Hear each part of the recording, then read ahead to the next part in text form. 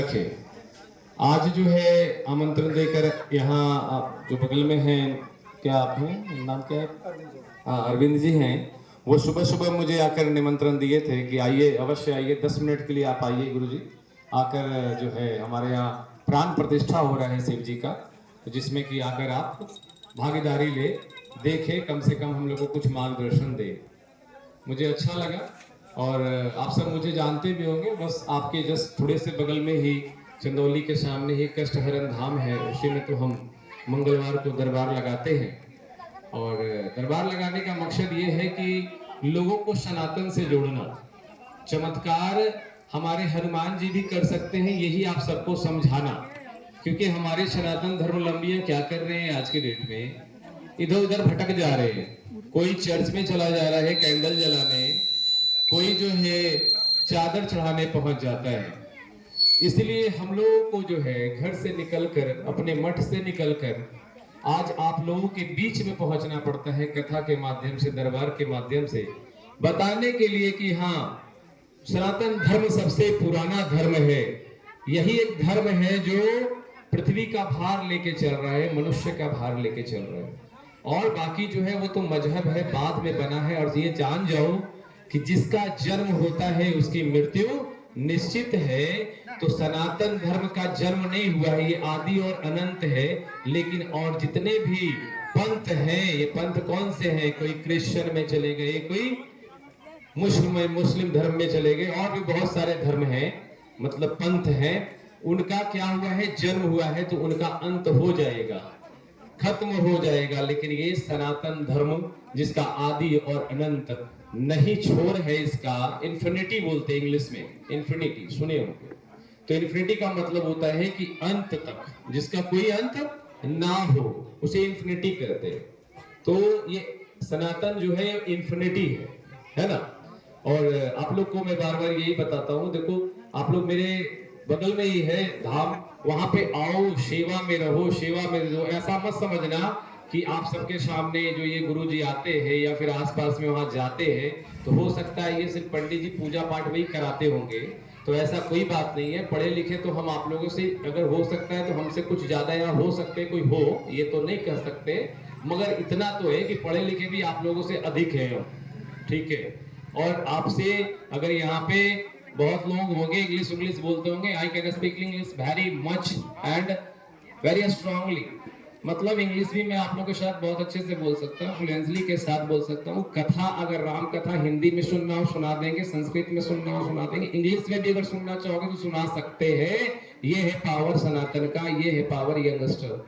आज जो हम लोग उठे हैं ना, इसी पावर को लेके उठे। क्योंकि मुझे दुबई जाके भी कथा करना पड़ता है, मुझे जर्मनी जाके भी कथा करना पड़ता है। अभी 4 महीना पहले हम कनाडा भी होके आए कथा ही करने। तो वहां जाते हैं तो वहां इंग्लिश लैंग्वेज भी बोलना पड़ता है, तो बोलते हैं, ठीक है। तो अपने यहाँ क्या है ना, धर्म में पढ़ना है जरूरी, शास्त्र का अध्ययन करो, साथ साथ में अपने जो भी क्लास में पढ़ते हो वहां भी पढ़ो। ऐसा नहीं कि पढ़ाई छोड़कर ये सोचो सिर्फ हम पंडित जी हैं तो पूजा करवा रहे हैं, या आप सब हो तो आप सब पंडित जी नहीं हो, ऐसा कुछ नहीं है। ब्राह्मण सब है, जो पढ़ा लिखा ज्ञानी शास्त्र का है वो सब ब्राह्मण है। चतुर्वर्णियम यान षष्ठम गुण कर्म विभागश, 4 वर्ण हैं हमारे, और 4 वर्ण चारों भाई हैं हमारे। तो इसमें कोई अंतर नहीं है कि कौन ब्राह्मण है, कौन क्षत्रिय, कौन शूद्र और कौन वैश्य। सब एक है, क्योंकि एक ही माँ बाप के सब चारों संतान हैं हम सब। तो कभी ये हीन भावना मत रखना कि हम शूद्र हैं तो हम ब्राह्मण नहीं बन सकते। आप शूद्र व ब्राह्मण हो, क्योंकि आप तो और चरणों से आप प्रकट अगर हुए हो, तो आपसे अच्छा, आपसे शुद्ध तो कोई हो ही नहीं सकता। क्योंकि हम सब मरे हैं, दिन रात भजन करते हैं, और भगवान के चरणों में ही तो मिलना चाहते हैं। तो कभी भी ये मत सोचना कि कोई चरण से प्रकट हुआ तो बहुत छोटा है। चरण से प्रकट होने वाला ज्यादा शुद्ध होगा, क्योंकि वही मोक्ष की प्राप्ति के जगह से आया है। क्योंकि हम सब मिलना ही चाहते हैं चरणों में भगवान के। तो घबराने की आवश्यकता नहीं है, ना कभी सोचने की आवश्यकता है कि हम क्या कर रहे हैं।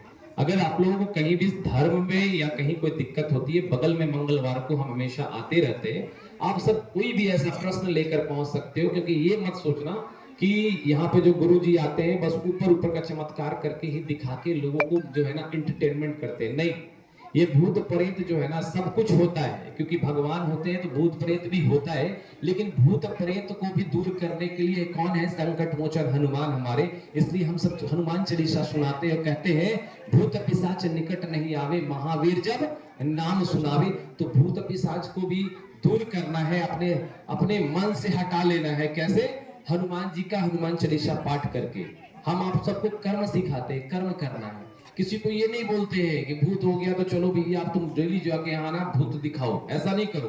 भगवान का पूजा पाठ स्टार्ट कर दो, ये सिखाते हैं। क्यों सिखाते हैं? क्योंकि जब पूजा पाठ करने लगोगे, मग्न हो जाओगे भगवान में, तो भूत अपने आप पार हो जाएगा, आसपास से गुजरेगा नहीं। और ज्यादा कष्ट होगा तो हम है ना देख लेंगे भूत प्रेत, लेकिन तुम्हें पहले भजन में तो लाए, पहले भगवान के समीप तो लाए। इसलिए बहुत सारा नियम देते हैं। आज जो है आपका जो थोड़ा सा इधर उधर का नहीं बात करते, आज जो बात है वो क्या है? महाशिवरात्रि। महाशिवरात्रि कहने का तात्पर्य क्या है कि आज शिव और पार्वती का विवाह है, भगवान भोले बाबा का आज विवाह है, और साथ में माता पार्वती है, दोनों का विवाह है। हिमाचल जो उनके पिताजी हैं, कौन किनके पिताजी हैं? माता पार्वती के पिता हिमाचल और मैया सुनैना, वो दोनों आज जो है बैठती हैं और बैठ के अपने पुत्री का दान करती हैं शिव जी को। तो जानते हो शिव जी कौन है? शिव जी का प्रतीक क्या है? शिव जी का प्रतीक क्या है? शिव जी का प्रतीक है विश्वास, और माता पार्वती का प्रतीक है श्रद्धा। आज जो है विश्वास और श्रद्धा का मिलन है। क्या है? विश्वास और श्रद्धा का मिलन है। तो हम लोग हर एक साल प्रत्येक वर्ष में महाशिवरात्रि के दिन हम लोग क्या करते हैं? अगर थोड़ा बहुत भटक जाते हैं ना इधर उधर, अगर रास्ता बदल गए हैं, इधर उधर हो गया आदमी, कहीं कोई जाने लगा मजार पे, कोई जाने लगा कैंडल चढ़ाने,